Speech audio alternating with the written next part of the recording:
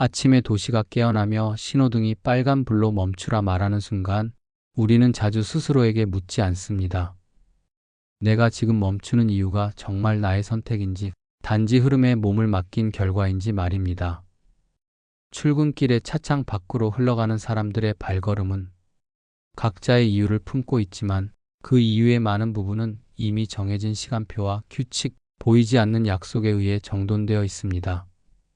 우리는 그 질서 속에서 스스로를 통제한다고 느끼지만 사실은 미리 짜인 길 위에서 조금 다른 보폭을 택하고 있을 뿐일지도 모릅니다. 커피숍의 메뉴판 앞에서 새로운 맛을 고를까 잠시 망설일 때 우리는 선택의 기쁨을 느낍니다. 그러나 그 기쁨의 근거를 더듬어 올라가 보면 광고에서 본 이미지와 친구의 추천, 오늘따라 기분이 가벼워 보이고 싶은 마음 같은 외부의 실마리들이 조용히 손을 잡아 끌고 있었음을 발견합니다. 그렇게 보면 내가 선택을 통해 자유에 닿는 줄 알았는데 사실은 자유라는 이름을 믿기 위해 선택을 서둘렀던 것인지도 모릅니다. 우리는 자유를 사랑한다고 말합니다.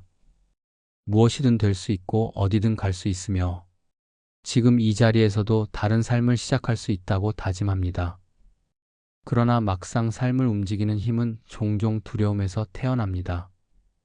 뒤처질까 두렵고 잘못 고를까 조바심이 나고 남들이 어떻게 볼까를 먼저 상상합니다. 자유의 얼굴을 한 두려움은 가장 설득력 있는 목소리로 속삭입니다. 조금만 더 준비하라, 조금만 더 비교하라, 확신이 들 때까지 미루라 하고 말입니다. 그 사이 우리의 오늘은 천천히 마모되고 결정의 무게는 점점 더 커져서 손안의 사소한 일들조차 내려놓기 어려운 바위처럼 느껴집니다. 우리는 무한한 가능성 앞에서 가벼워질 줄 알았는데 가능성의 수가 늘어날수록 책임의 그림자가 길어진다는 사실을 뒤늦게 깨닫습니다. 자유라는 말의 빛은 종종 눈을 하게 합니다. 그래서 우리는 묻는 법을 잊습니다. 내가 진짜로 원하는가? 아니면 원해야 한다고 배워온 것을 원하는가 하고 말입니다. 어린 시절부터 익힌 칭찬의 방식, 성취를 측정하는 잣대, 실패를 대하는 태도는 우리 안에 작은 법전을 만들었습니다. 그 법전은 때로 우리를 보호해주지만 다른 때에는 새로운 시도를 향한 손끝을 살짝 붙드는 고무줄이 됩니다. 끊을 만큼 강하지도 완전히 느끼지 못할 만큼 약하지도 않은 고무줄입니다. 우리는 그 미세한 장력을 자유라고 오해하고 스스로 당겨진 방향을 의지라고 착각합니다. 그러다 문득 혼자 남은 밤에 질문이 떠오릅니다. 나는 자유롭기 위해 선택하는가? 아니면 선택하기 위해 자유롭다고 믿는가 하고 말입니다. 도시의 오후는 결심을 쉽게 만들어줍니다. 점심 약속을 하나 건너뛰면 시간이 생길 것 같고 앱의 알림을 모두 꺼두면 마음이 환해질 것 같습니다. 하지만 작고 선명한 실천 앞에서 우리는 다시 멈칫합니다. 타인의 시선이 선명하게 떠오르고 혹시 손해를 보지는 않을까 계산이 앞섭니다. 그때 비로소 자유의 뿌리가 드러납니다. 자유는 아무것도 방해하지 않는 빈 공간이 아니라 어떤 방해가 있어도 내가 택한 쪽으로 작은 발걸음을 내딛겠다는 마음의 형태임을 깨닫습니다. 자유는 박탈로 완성되는 것이 아니라 책임을 감수하겠다는 수락으로 서서히 모양을 갖춥니다. 기꺼이 부담을 나의 것으로 받아들이는 순간 선택은 변명에서 고백으로 바뀝니다. 내가 이것을 선택했다는 사실이 나를 설명하기 시작하고 설명은 다시 나의 하루를 지탱하는 힘으로 되돌아옵니다. 그러나 이 인식은 시작일 뿐입니다. 자유를 입에 올리는 일과 자유를 살아내는 일 사이에는 언제나 얇지만 단단한 막이 있습니다. 그 막은 편의와 습관, 관성으로 이루어져 있습니다.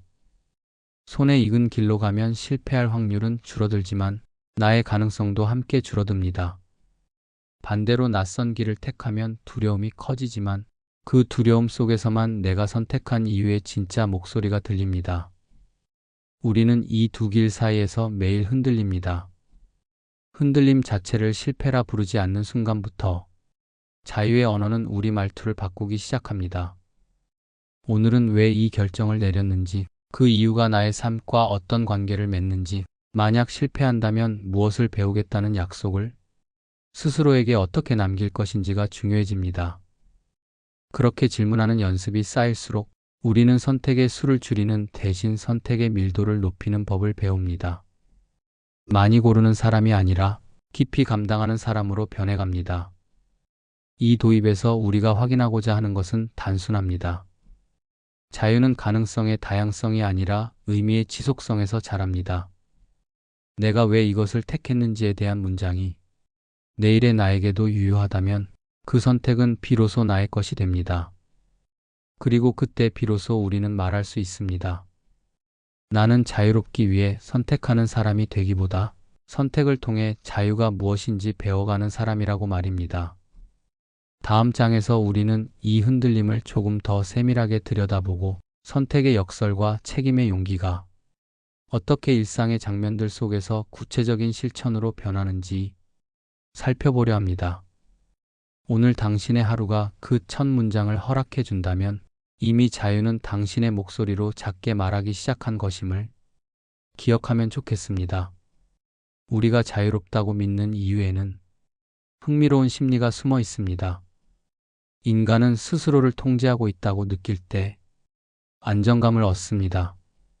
내가 오늘의 일정을 짜고 어떤 사람을 만나고 무엇을 먹을지 결정한다는 사실은 작은 자존감을 지탱해 줍니다. 그래서 우리는 자유를 통제의 확신으로 오해합니다. 그러나 그 통제의 대부분은 이미 누군가 만들어 놓은 선택지 안에서 이루어집니다. 마치 쇼핑몰의 매대 앞에서 수십 가지 색의 옷을 고르며 자유롭다고 느끼지만 그 색을 디자인하고 생산한 누군가의 의도 안에 이미 갇혀 있는 것처럼 말입니다. 선택의 폭은 넓어졌지만 그 폭을 만든 기준은 여전히 우리 바깥에 있습니다. 무엇이든 될 수 있다는 말은 듣기엔 멋집니다. 하지만 현실은 경제적 여건, 사회의 기대, 타인의 평가 속에서 이미 방향을 좁혀둡니다. 진로를 결정할 때 우리는 내가 진짜 원하는 것을 고르기보다 현실적으로 가능한 것 중에서 가장 합리적인 것을 고릅니다. 대학 전공을 택할 때도, 직업을 선택할 때도, 심지어 인간관계에서도 비슷합니다. 위험하지 않은 선택, 후회하지 않을 선택, 남들이 납득할 수 있는 선택을 하려는 경향이 강합니다. 그 과정에서 우리는 자유롭게 결정한다고 믿지만 실은 안전을 택하고 있을 뿐입니다. 자유의 이름 아래에서 불안하지 않으려는 욕망이 작동합니다. 현대 사회는 우리에게 자유를 끊임없이 강조합니다. 원하는 것을 하라, 내 인생을 살아라, 누구의 허락도 필요하지 않다.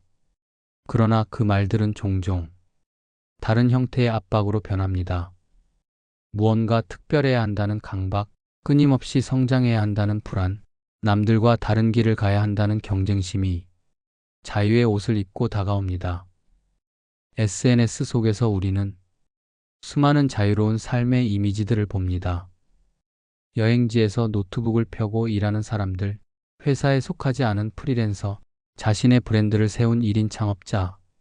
그들을 보며 우리는 저게 진짜 자유구나라고 생각하지만 동시에 나는 왜 저렇게 못 살까 하는 결핍감을 느낍니다. 자유를 향한 부러움이 어느새 또 다른 비교의 사슬로 바뀌는 순간입니다. 이처럼 자유는 현대인에게 해야 할 과제처럼 느껴집니다.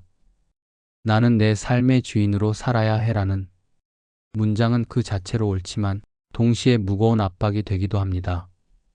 하루하루 버티는 것조차 벅찬 사람에게 스스로를 실현하라는 말은 위로가 아니라 상처가 되기도 합니다. 자유를 추구하라는 사회의 메시지는 아름답지만 그 이면에는 성공하지 못한 자유인은 실패자라는 암묵적 기준이 숨어 있습니다. 그래서 우리는 종종 스스로를 질책합니다. 내가 충분히 자유롭지 못하다고, 내 선택이 남들보다 좁다고, 내 삶이 덜 특별하다고 말입니다. 그러나 진정한 자유는 그런 비교의 언어로 측정되지 않습니다.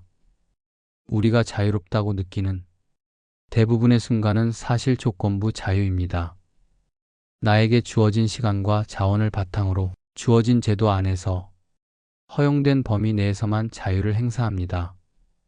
휴가를 떠날 수 있는 것도, 직장에서 정한 제도 덕분이고, 도시의 도로를 달릴 수 있는 것도 법이 정한 신호체계 안에서입니다. 인간은 완전한 자유 속에서 살아본 적이 없습니다. 완전한 자유란 곧 무질서이기 때문입니다. 오히려 사회는 우리의 자유를 일정한 규칙 안에 두어야 유지됩니다. 그래서 우리는 법과 제도 속에서 살아가며 그 안에서 자유롭다고 믿는 법을 배웁니다. 이것은 사회가 개인에게 주는 가장 정교한 안정장치입니다.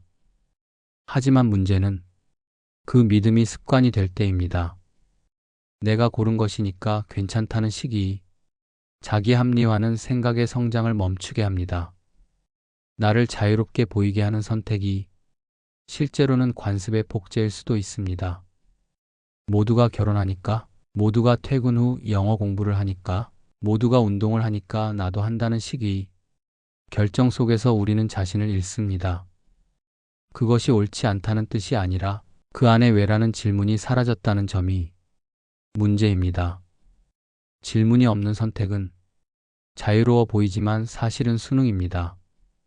순응은 안전하지만 자기 인생의 주도권을 서서히 타인에게 넘깁니다.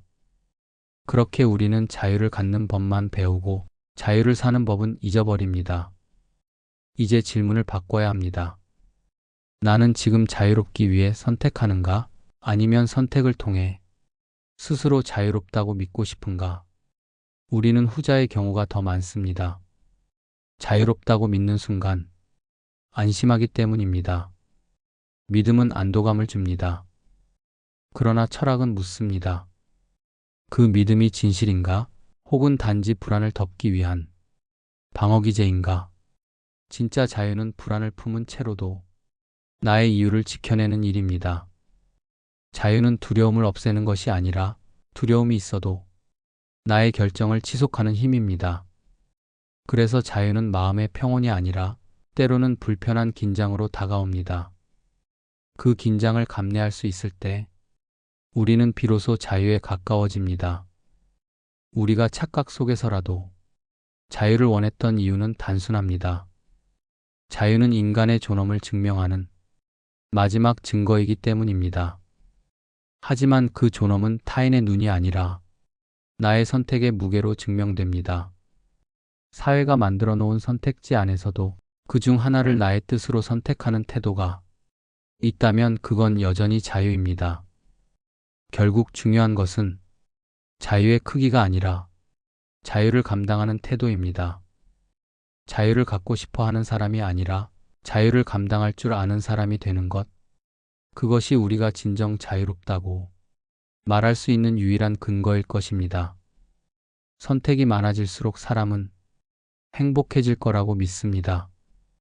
더 많은 기회, 더 다양한 가능성, 더 넓은 자유가 우리를 풍요롭게 만들어줄 거라고 생각합니다.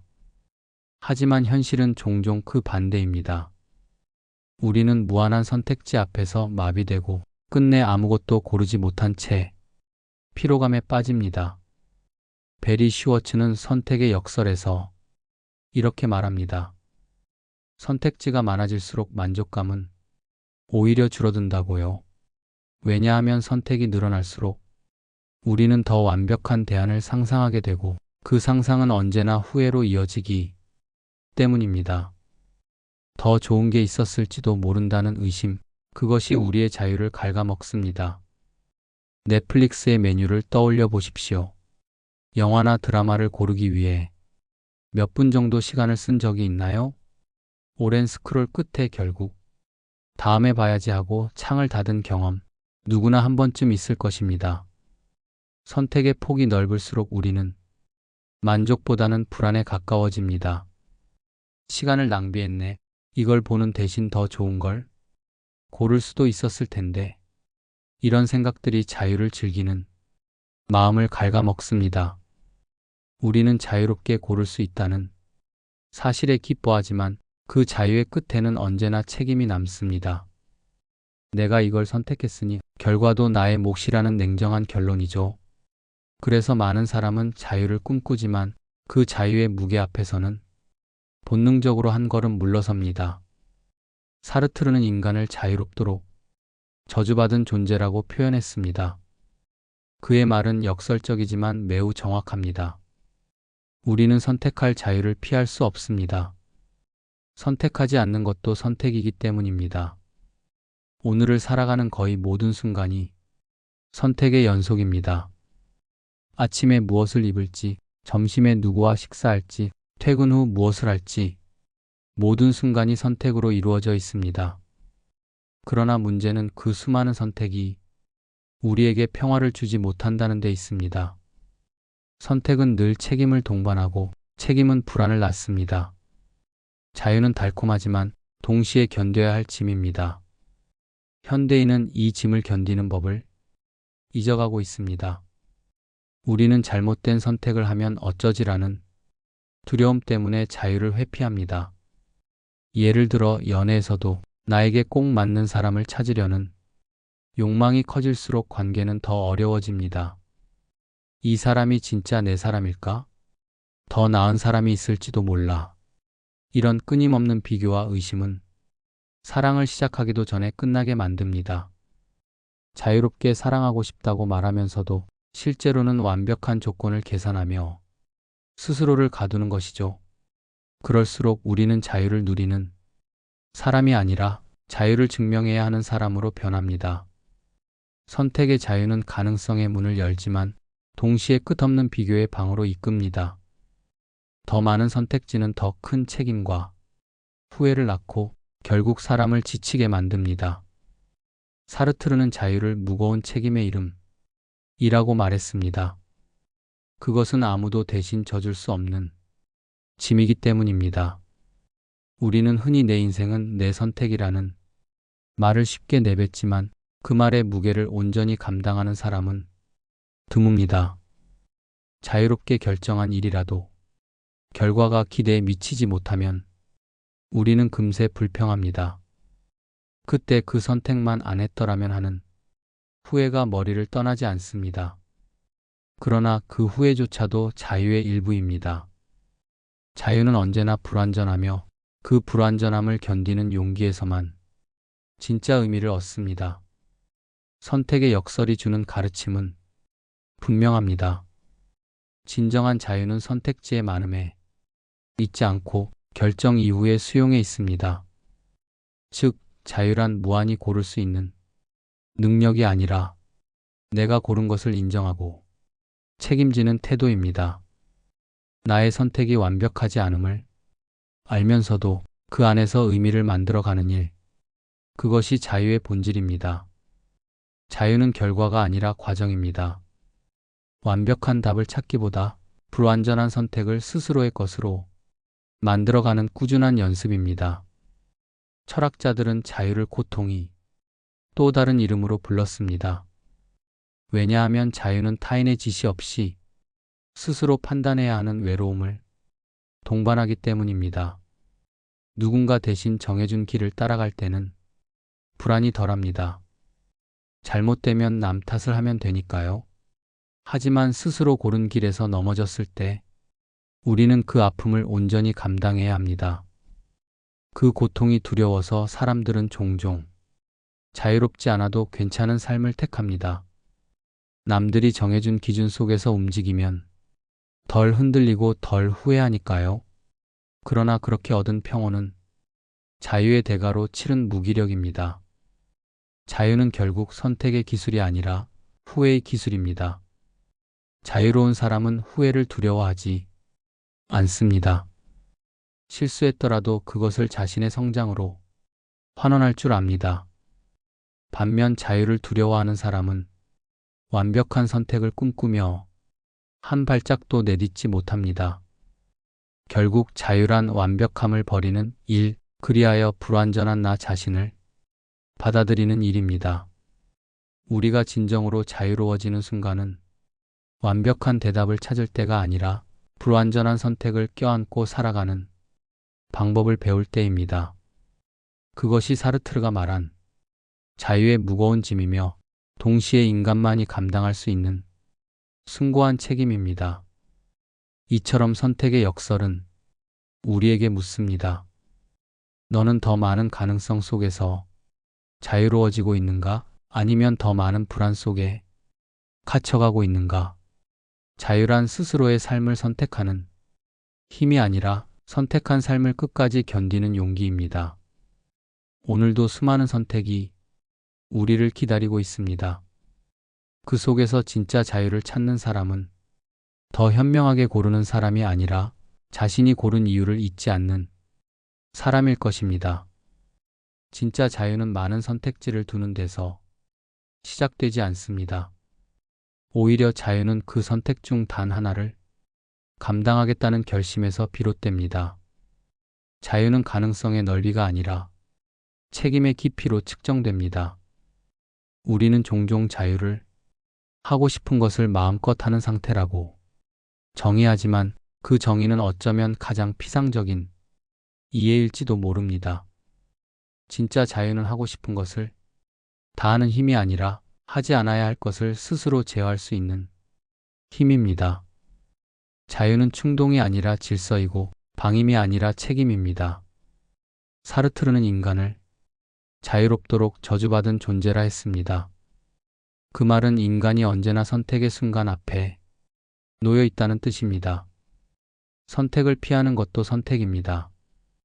우리는 어떤 상황에서도 결정을 내려야 하고 그 결정의 결과를 오롯이 감당해야 합니다.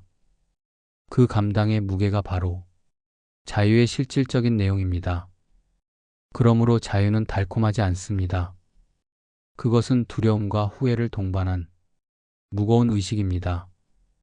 그러나 그 무거움을 견딜 수 있을 때 비로소 인간은 자신을 주체로 세웁니다. 자유롭다는 말은 결국 나는 이 결과를 내 몫으로 받아들이겠다는 선언과 같습니다. 이에 반해 스토아 철학자들은 자유를 전혀 다른 방향에서 바라봤습니다. 그들은 외부 세계는 통제할 수 없지만 마음의 상태는 스스로 다스릴 수 있다고 믿었습니다. 누군가의 비난, 불행한 사건, 예기치 않은 손실 같은 것은 우리의 의지 밖의 일입니다. 하지만 그 사건을 받아들이는 태도, 그 안에서 의미를 찾는 방식은 우리의 통제 안에 있습니다. 스토아의 현자들은 바로 그 마음의 질서를 자유라 불렀습니다. 그러니 자유는 외부 조건이 아니라 내면의 통제력에서 오는 것입니다. 두 철학의 입장은 언뜻 다르지만 그 핵심은 같습니다. 자유는 도피가 아니라 책임입니다. 사르트르는 외부의 조건이 인간을 구속하더라도 인간은 언제나 자신의 반응을 선택할 자유가 있다고 말했습니다. 그는 자유는 나의 본질이라 했습니다. 우리는 어떤 상황에서도 스스로를 결정할 수 있기 때문입니다. 반면 스토아는 자유는 내면의 평정이라 했습니다. 외부를 바꾸려 하기보다 마음을 다스리는 것이 진짜 해방이라는 것입니다. 결국 두 사상은 같은 지점에서 만납니다. 자유란 외부의 억압이 없는 상태가 아니라 그 억압 속에서도 자신을 잃지 않는 상태입니다. 우리가 흔히 자유를 꿈꾸면서도 불안해하는 이유는 자유가 우리에게 책임을 요구하기 때문입니다. 자유는 주어지는 선물이 아니라 스스로 감당해야 하는 의무입니다. 그래서 많은 사람은 자유를 원하면서도 동시에 그 자유를 두려워합니다. 자유롭게 선택할 수 있다는 건 잘못된 선택의 결과도 내 몫이라는 뜻이니까요. 그러나 그 두려움을 직시하고 견디는 용기가 있을 때 비로소 자유는 진짜 얼굴을 드러냅니다. 자유는 두려움을 없애는 게 아니라 그 두려움을 품고도 걸어나가는 힘입니다. 삶의 어느 순간에도 우리는 완벽히 통제할 수 없는 상황을 만납니다. 원치 않는 이별, 불의의 사고, 뜻대로 되지 않는 관계. 그런 일들이 닥칠 때마다 우리는 나는 자유롭지 않다고 느낍니다. 하지만 스토아의 철학자들은 말합니다. 세상은 내 마음을 건드릴 수는 있어도 내 판단을 뺏을 수는 없다고. 진짜 자유는 세상이 나를 흔들 수 없는 마음의 중심을 세우는 일입니다. 그 중심이 단단할수록 외부의 폭풍은 덜 위협적으로 느껴집니다.